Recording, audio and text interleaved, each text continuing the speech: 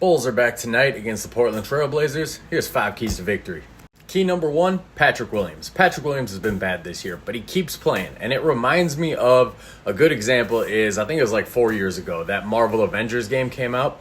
And I'm a huge nerd. If you guys know me, I'm a huge nerd, huge comic book guy. So I went out, I bought it day one of the release, spent $70 on it. And that game sucked. That game was bad. But I kept playing it because I was like, I spent $70 on this game. I need to try to get the most out of it. That's Patrick Williams. He's been bad this year, but the Bulls keep playing him because he just got that extension this offseason, and they're trying to get some kind of return on the investment. So shooting 37% from the field, I believe, this year, 36 from 3. He doesn't get to the free throw line. He doesn't rebound. I've defended him in the past as a good defender, but that effort just isn't there this year. So Patrick Williams, man, you got to break out of the slump eventually. Hopefully tonight's the night.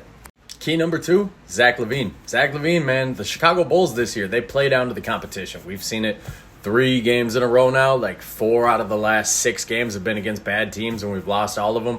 And it starts at the top. Our best players play down to the competition. If we're playing the Boston Celtics, the Milwaukee Bucks, those kind of teams, Zach LaVine, he comes to play. When we play the Charlotte Hornets, the Washington Wizards, Zach LaVine takes the night off. Zach LaVine doesn't have the same aggressiveness. His body language is different. The way he attacks the game is different. And the Portland Trail Blazers, they're dog shit, guys. They've been dog shit. They're on the come up a little bit. They got some young talent in there. Scoot Henderson the last couple weeks, he's playing a little bit better, but still, man, this is a dog shit team. So I fully expect Zach LaVine's effort tonight to be what we saw against the Hornets the other night. And that's a bad thing for the Chicago Bulls, both for the way we're going to play, because obviously we're kind of stuck in purgatory, and for his trade value. So Zach LaVine, please be aggressive tonight.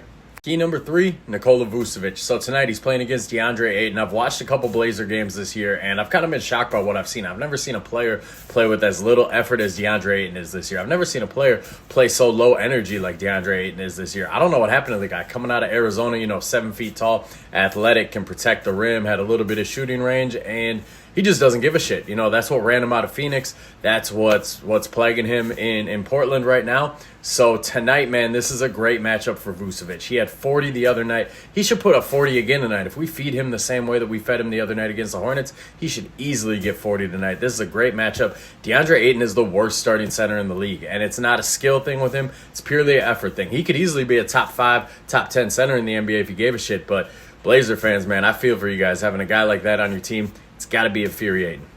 Key number 4, Kobe White versus Anthony Simons. You guys know that Spider-Man meme where it's 2 Spider-Men pointing at each other? That's Kobe White, that's Anthony Simons. They are very similar. They're both a little too small to be full-time 2s, and they're not great playmakers, so playing them at the 1, not too great. They probably top out as really good 6th men on a contending team. Think of Jordan Clarkson, Lou Williams, that kind of mold back in the day. Neither of them really play defense. You look at their numbers, they're shockingly similar. 18 and 5. Both of them are shooting like 42% from the field, 36 from 3.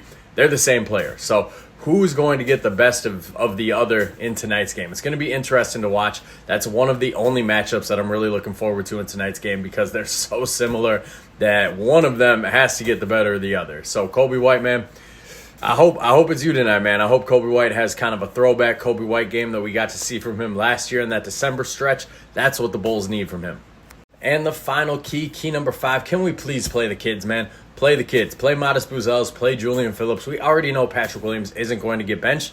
Maybe we see a game like the other night where he only played 17 minutes. The problem is a lot of their lineups once he went out. Julian Phillips got 17 minutes. Buzelis only got 4. They ran a lot of 4-guard lineups. They put LaVine at the 4 a lot, and then he was out there with Giddey, Zoe, Kobe, or Giddey, Ayo, Kobe. There were a lot of guards on the floor.